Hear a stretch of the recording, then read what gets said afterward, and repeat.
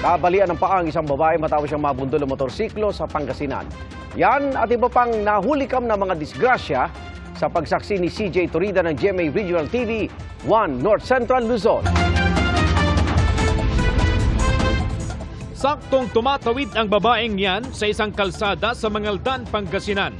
Maya-maya pa, bigla siyang nabundol ng paparating na motorsiklo. Isinugod sa ospital ang biktima at nabalian din ng paa. Ayon sa barangay chairman, napag-alaman na lasing ang rider kaya't nabangga ang babae. Nagkaaregluhan naman na ang dalawang kampo ayon sa pulisya. Sa Lipa City, Batangas, dahan-dahang tumatawid ang babae sa pedestrian lane. Pero nang makalampas siya sa gitna, muntikan na siyang mahagip ng isang motorsiklo. Pagbaba ko ng jeep, naglakad ako papuntang pedestrian lane. Ayun, nangyari na yun. Hindi ko na-expect. Nakakagulat. Wala rin siyang nagawa at napatingin na lang sa mabilis na takbo ng rider. Hindi naman natukoy ang plaka ng motorsiklo. Ayon sa LTO Calabarzon, pag-iimbestigahan nila ang insidente.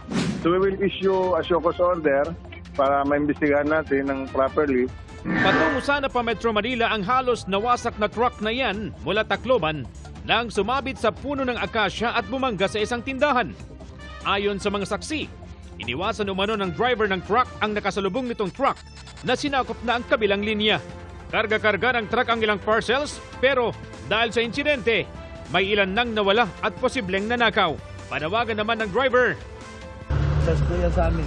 Balik nyo kasi hindi naman sa inyo yan. Ano lang tayo?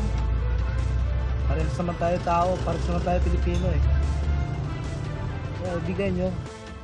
Nagkaareglo naman ang driver at may-ari ng nabanggang tindahan. Para sa GMA Integrated News, ako si CJ Torida ng GMA Regional TV 1 North Central Luzon, ang inyong saksi. Mga kapuso, sama-sama tayong maging saksi. Mag-subscribe sa GMA Integrated News sa YouTube at para sa mga kapuso abroad, samahan niyo kami sa GMA Pinoy TV at sa www.gmanews.tv.